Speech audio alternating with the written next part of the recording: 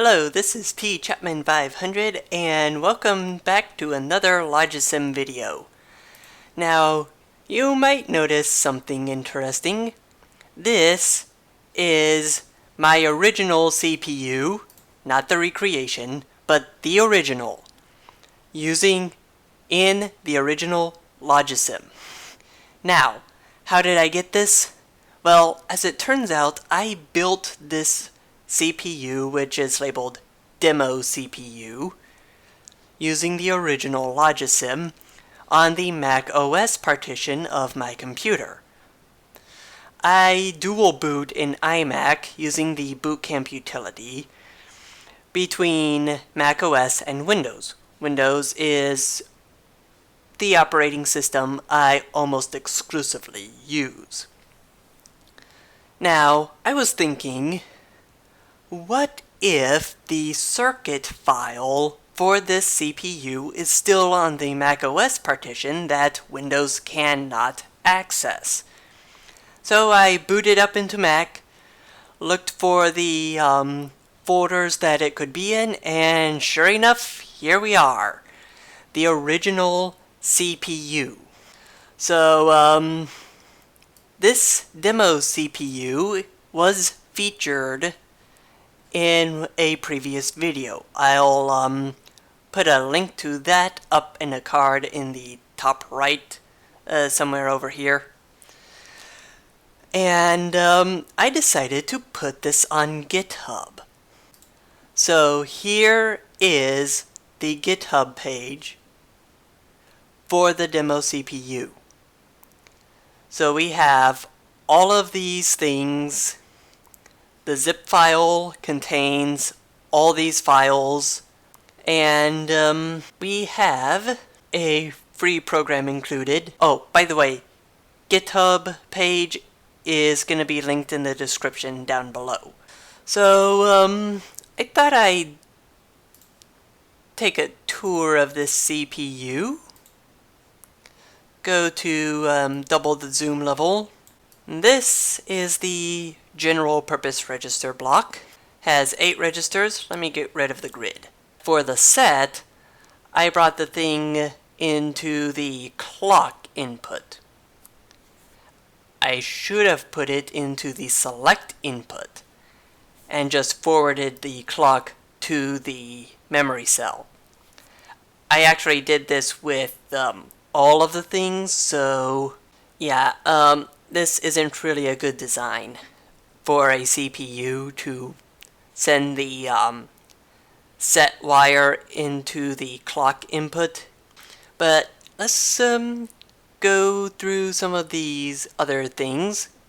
First off, we have 2 input registers for the arithmetic logic unit. Those really aren't necessary. And we also have the output register and the flags register. Now the flags register holds 4 flags, and they're not quite what you'd expect. So, the arithmetic logic unit is this red thing, and I did not want to select that. I wanted to select this. And the control unit is this thing. The stack is what I put in place to attempt to replace the old system for loading temporary addresses. Of course, I did attempt to multiplex the instruction address register. I think that's the instruction address register. Not sure. This is the memory address register that typically holds the address of the next instruction. And this is the instruction address register, which does not hold the address of the next instruction. So, go figure. I don't know what I was thinking when I built this thing. This is the instruction execution register. I don't know why I gave it such a long name, but it has the name nonetheless. We can just call this the instruction register. We can call this the temporary address register, and this the program counter. speaking of which, we can just, we don't even need this for loading data from RAM, because the previous design, we would take whatever is in this device, store it here, plus say 3, I think it was, then load the data, then move whatever was in here back into here. We don't need to do that. That's complicated. All we need to do is load this temporary address register, and then, as we continue to increment this thing, we just select this via this multiplexer, and the same thing happens, but it's a lot less. Now, of course we have the main RAM right here, and we also have some things that I was wanting to do, like programming from an external circuit. That never happened. So let's go into the Arithmetic Logic unit and zoom out. So we have the reset lines for A and B.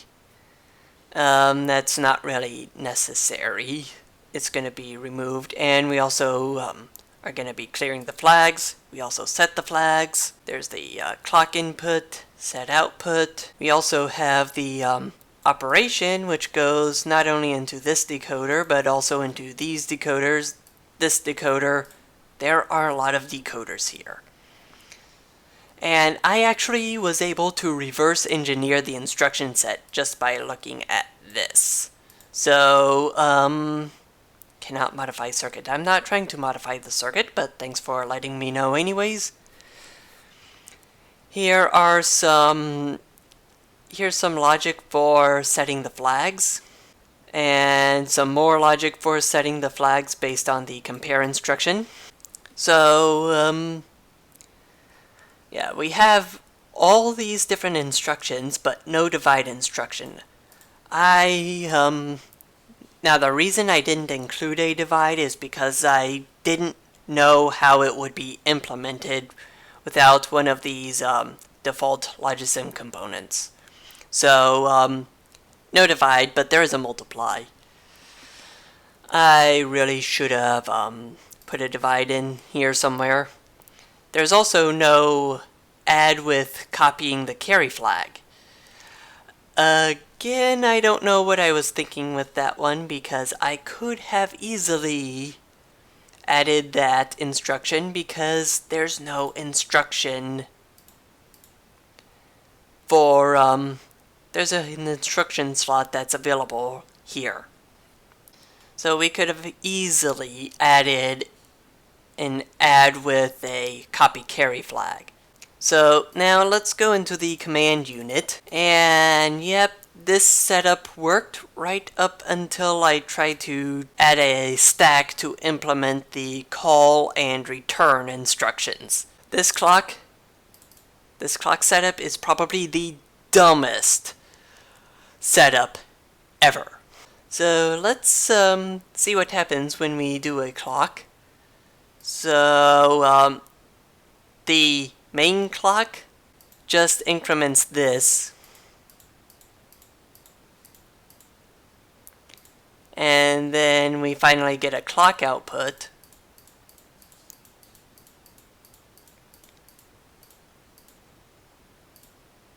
and then that's finally back to 0.